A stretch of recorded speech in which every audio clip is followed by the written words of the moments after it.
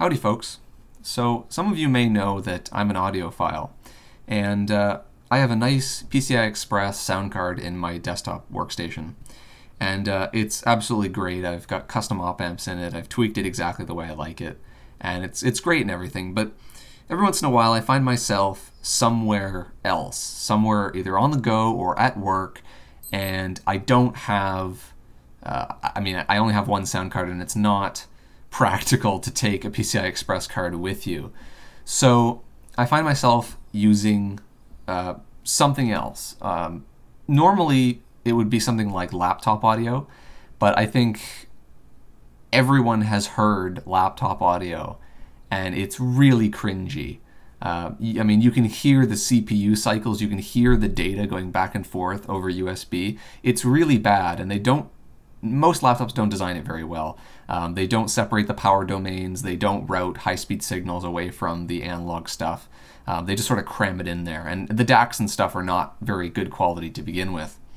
So then you think, oh well, let's buy a USB sound card, something like this thing, which is quite basic, or this, which is quite a bit more elaborate.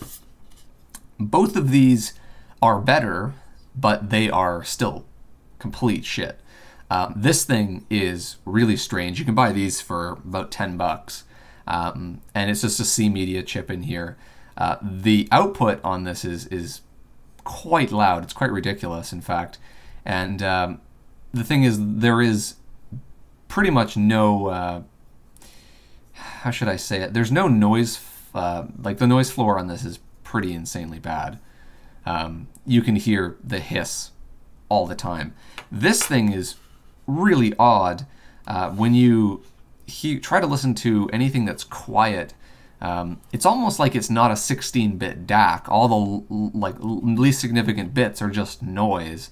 It's very strange, these kinds of things. So personally, I wouldn't invest in one of these. Of course, I did, but it was sort of I needed this, so I had to go out and get it kind of a thing. So I've been looking for a USB DAC that's been portable and has good sound.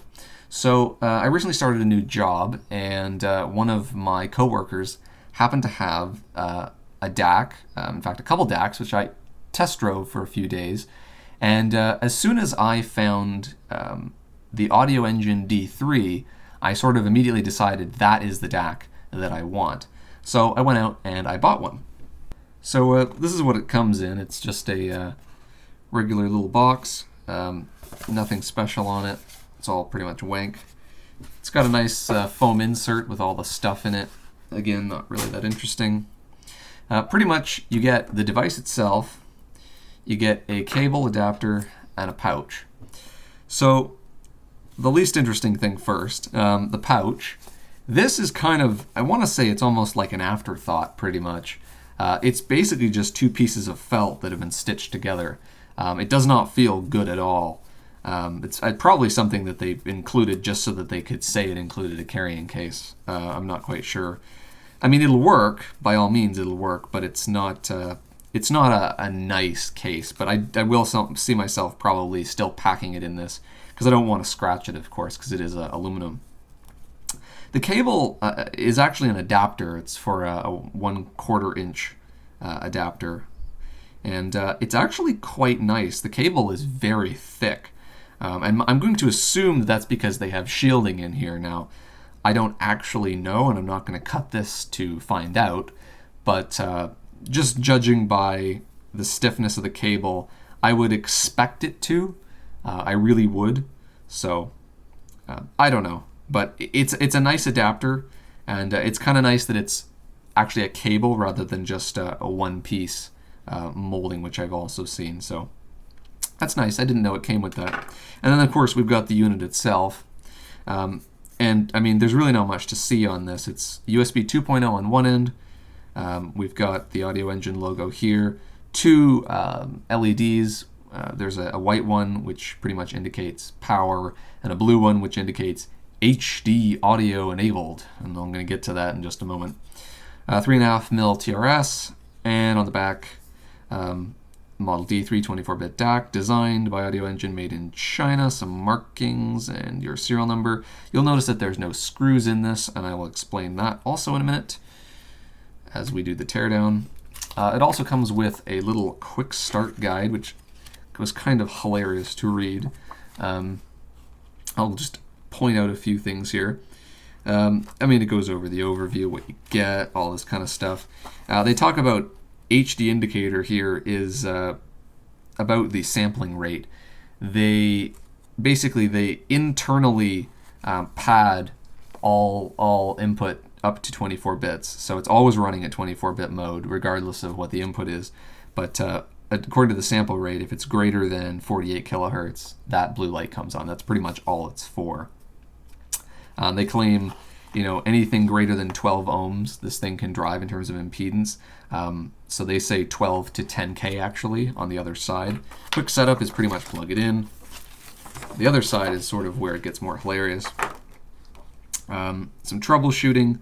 I love this part. This is pretty great. Break-in period. However, it will take 40 to 50 hours break-in before doing any critical listening. I think that's hilarious. Oh man, if I had a camera on me, you could see the grin on my face. That's hilarious. Break-in? What the fuck are you breaking in? I mean, what? I don't know, man. Maybe they just put that in there so they don't get complaints within the, as soon as people buy them. I don't know. I feel that's probably what it is. It's probably they don't want people complaining that they don't like it, so they force them to listen to it for a bit, and then they get used to it, and then they don't complain. That's my guess. Anyway, there's your specs. It's also on their website. Their website has a little bit more detail. You can see here it says input data rate up to 192 kilosamples per second. Now this thing actually can't do that. It requires the driver to resample to 96 kilosamples per second. So that's a driver input data rate. And their website clarifies that, but it doesn't say that here. That's where I get the 10K ohm, by the way, from. USB power requirement, 5 volt, 200 milliamp. I've actually tested this, and it draws pretty much exactly 0.8 watts. So 160 milliamps is what I've measured this thing drawing. I haven't been able to get it to draw any more than that. So it seems to be that's exactly the power output. I'm not sure if that's just a peak in rush or something like that. I'm not quite sure. It does get bloody hot though. There's a reason why it comes in an aluminum case, and it's because it is, it's to some extent a heatsink. You're dissipating almost a watt in a package that size. It makes sense.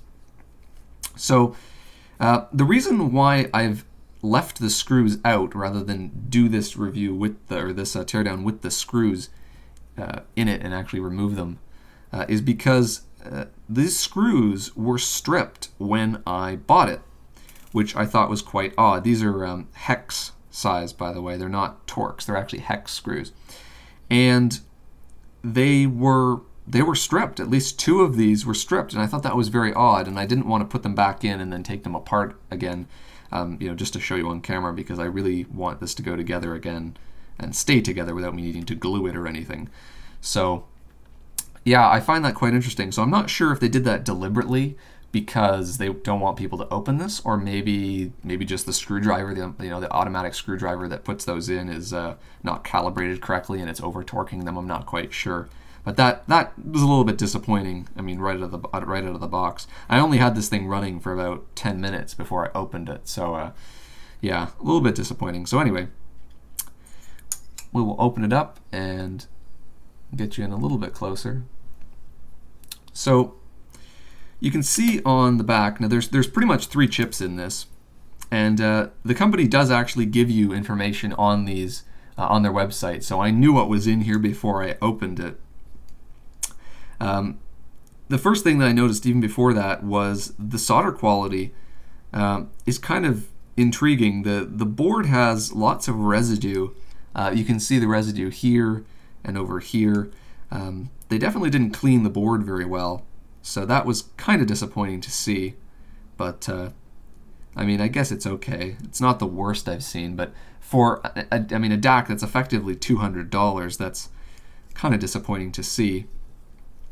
The other thing you'll notice right here is it says D3 V1.6, and we've got a date code of 2013-09-16. So obviously that this has been around a while, as sort of we'd all expect. So taking a look at the chips here. The chip closest to the USB, as we would expect, is our USB controller. In this case, it's the Texas Instruments TAS-1020B. Texas Instruments calls this a USB streaming controller. So effectively what this is a microcontroller that's designed for moving data through it really quickly. It just has an Intel 8052 8-bit microcontroller core in it, 8 kilobytes of ROM, 6 kilobytes of RAM, and a bunch of GPIOs. And it's basically just designed to get USB to other embedded stuff in the device, basically. That's all it's for. This device in the middle here, this is our DAC. This is our AKM AK4396. This is a 24-bit Delta Sigma DAC, and interestingly enough, it is capable of 192 kilohertz sample rate. And the other thing that you'll notice is this USB controller is also capable of the data rate required to feed this at 192 kilohertz. So this DAC, even though the input data rate is software down converted to 96 kilosamples per second, this can, in hardware, do 192 kilohertz sample rate.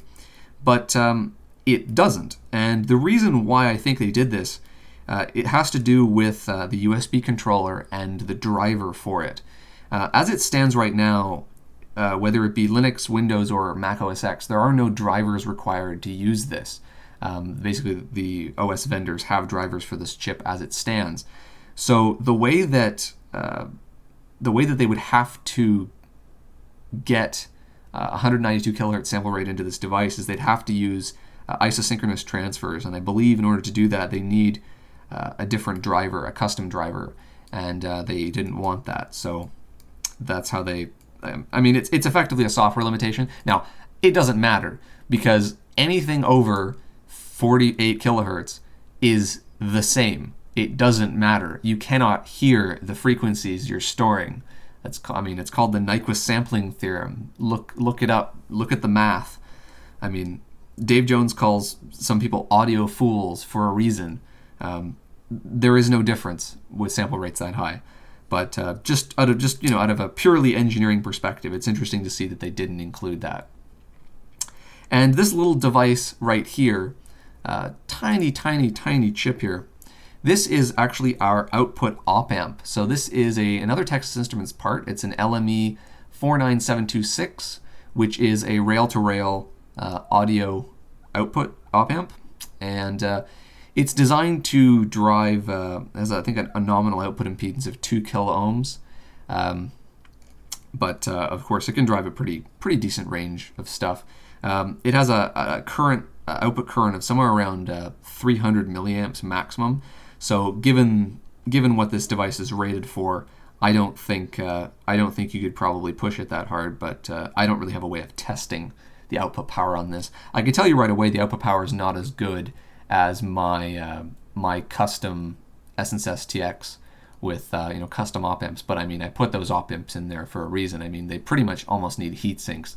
So I'm not expecting this to sort of meet that kind of output power requirement or limit. So I have nothing wrong with the output of this. It really does sound quite good, and it can drive. I mean, my AKG K550s, it can drive those without any issues whatsoever. So I'm okay with this. And this is, like I said, it's a rail-to-rail op-amp, and it's designed to run with a power supply plus or minus 2.5 volts up to plus or minus 5.5 volts. And when we get to the other side of this board, that'll actually become important. So the bottom of the case falls away. And before I look at this any further, we'll actually just take a look at the case. This is the top half. And you can see that there's, it's just one block of machined aluminum, and they've got, it actually might not be. It might be die cast just by these markings here. It might actually be die cast. I can't say for sure. But they've got cutouts for the chips, which is quite interesting. And the thing that you'll notice is that there's no thermal grease, there's no sill pad. And if I were designing this, I would have put a sill pad, like not thermal grease, but just a sill pad on each of these chips. And then sort of when you clamp it together, you squish the chips against this, and you'd get the heat out of these chips a lot a lot nicer into this this enclosure, and it would keep them running a little bit cooler. Because, I mean, I don't know. I guess it's not necessary. I mean, I'm assuming they've done their homework, but it would have been nice to see that. And then the bottom half, exact same thing. It's probably extruded, given those markings, but not extruded. Die cast. That's what I'm looking for. Given those markings, but we've got these two little plastic, white plastic inserts, and these are effectively our light pipes. They're not clear; they're actually white, so that you can't, from the other side, you can't. They get that kind of nice color from the other side, which is nice. I do like the look of this from the outside. And what's kind of odd about this is that there's black tape, insulating tape. It's not capped on, but it's actually in quite a few places on the other side of the board. So I'm not quite sure what it's insulating against. My guess would be the headphone jack, but it's a closed jack, so I'm not quite sure what they're doing there. So this is the other side, and you'll see we've got our two LEDs here on this side. That's obviously our white LED, and that's our blue LED. You can actually see the white LED is orange, kind of yellowish, and that's the phosphor. So that's obviously a blue LED with some phosphor in it. Kind of interesting to see. I've never seen that package be yellow before. We've got our jack, and the pins for this come out on this side, so it's very possible that that's what the tape is for, but maybe it's so the light doesn't leak into the jack and come out the end. I don't really know. We've got that tape again here on the back, protecting the relay. I'm not quite sure what's going on there. This thing does have a relay in it. That's one of the first things I noticed, is you can actually hear this click as soon as you plug it in. It's an Axicom 5-volt DC coil relay. Nothing too amazing. That's sort of exactly what you'd expect. It's surface mount, of course. Everything on this thing is surface mount. There is not a single through-hole component on this, with the exception of the 0.1 inch headers that connect these two boards together. And you may be asking, what is this top board? And to my best guess, it is the power supply board. They claim to have a double filtered power supply, and the way that it looks like they're doing this is they definitely have to have switching controllers on here. And the reason why I know that is because there's 3 test points here, and I'm not sure if you'll be able to see this, but this is a 5-volt test point. And then we've got these two, and I originally thought these were 25 volts and minus 25 volts, because that sort of makes sense with with an output op amp. However, that's not the case. I've actually measured these, and they're actually they're actually 2.5 volts and minus 2.5 volts, but they're not actually 2.5. The plus 2.5 is more like 2.7, and the minus 2.5 is more like minus 2.8. And the reason for this, of course, is going back to the LME 49762 or 26. Sorry, the audio output op amp obviously is rail to rail, and they still need positive and negative rails for that. So they're obviously have some sort of a switching converter that generates that negative rail, or they do it some other way. I'm not going to reverse engineer the circuit completely, but there's a bunch of these 5-terminal devices, and my guess is that some of those are switching controllers or switching devices. We've got obviously our bulk capacitance in these little tantalums here right next to the relay.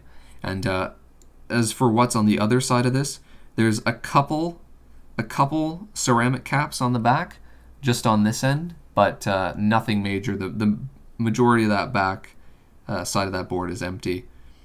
And there's some more switching devices on the underside of this board. Now, unfortunately, these two are soldered together, and I can't get them apart. But yeah, there's definitely some switching devices on the bottom side there. I can't say if they're exactly the same device. They don't appear to be. Some of these appear to be a different package, so possibly they have a power supply controller or maybe a power supervisor or something on that board. I'm not quite sure. But they do have pretty good signal-to-noise ratio on this. So whatever they're doing it right. I mean, for the package and I guess the size. I mean, you could always make it better. I think it's only 104 dB signal to noise ratio, but I mean, for a USB DAC, that's pretty good. So I'm not complaining about that. Obviously, it's better than the I don't know what 75 dB you get out of this, which is, I mean, it's a joke.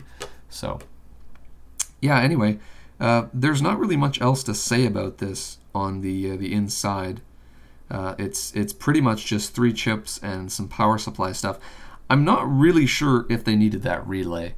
It just seems kind of overkill to me, given this kind of thing. I mean, it's nice to see a relay over a FET. It really is, but I really didn't think that they'd need it. I mean, I'm sure you could have done something with the power supply, or I don't know. I'm not going to go into the circuit, but I just thought that was kind of odd to see that you'd need a speaker protector relay in a DAC like this. So overall, as far as sound goes, it's perfectly adequate for a USB DAC, and it's perfectly. I mean, it's exactly what I wanted. It's the form factor I wanted, and the sound is perfectly adequate. And the price was, I mean, it's $200, but it was, I mean, I'd pay $200. It's not that bad. The production quality looks to be okay. I'm not too happy about the unclean board on the bottom, but the rest of it looks okay. The soldering is not as good as I'd expect for something this price, but it's definitely passable and it's definitely workable. I don't see any problems with the solder quality in terms of reliability. The case is nice. The stripped screws were a little bit disappointing, but again, I don't think anyone's ever going to have to take theirs apart. I don't think it's going to fall apart on anybody if theirs happens to have stripped screws, so I think it's fine. As for software support, it doesn't require any drivers, which is nice, and it does work on Linux. I know they only show the Windows and Mac compatibility. Windows, which is what we use at work, the Windows volume control is very interesting with this. I mean, I can only listen to this at about 3%. That's about the max I can do. I'm not sure if it's just the headphones that I have, because they're only 24 ohm impedance headphones. But yeah, the Windows volume control doesn't seem to like this very much. But it's much better on Linux. It identifies itself. I'll set some pictures. Pulse Audio just calls it a USB 2.0 root hub, which is quite funny. So it's probably just the way that this TI part is enumerating itself. But Pulse Audio has no problems with it. ALSA has no problems with it. And you can see it. This is the Pulse Audio list sync output. And you can see it's been given a latency of approximately 90 milliseconds, and it can hold that latency pretty well. It will default to 24-bit 96 kilohertz in Pulse Audio if you've set up Pulse Audio to let it go that high, which I have. So even, I guess that was the other thing with the whole software limitation of the sample rate. It does appear that the device will only accept up to 96 kilohertz. It's not like the driver for Windows or whatever won't do it. It's physically the device says it's only capable and requires a resample. So you can't sort of hack the driver to get a higher sample rate out of this. I've looked into that, and it doesn't seem to be possible. And I'll just sort of scroll down and show you the rest of the properties. But yeah, it's a nice product. I don't seem to have any problems with it. I'm only doing this video now just because I haven't seen any teardowns of this. I wanted to see pictures of this before I opened it, and I couldn't find them anywhere online. So this might be the only teardown ever of this, which is quite odd because it's literally just 4 screws. It's not that hard to take it apart. So anyway, now that I've waffled on for far too long about far too little, I think it's time to end this video. So anyway, hopefully you found that interesting. Thanks for watching.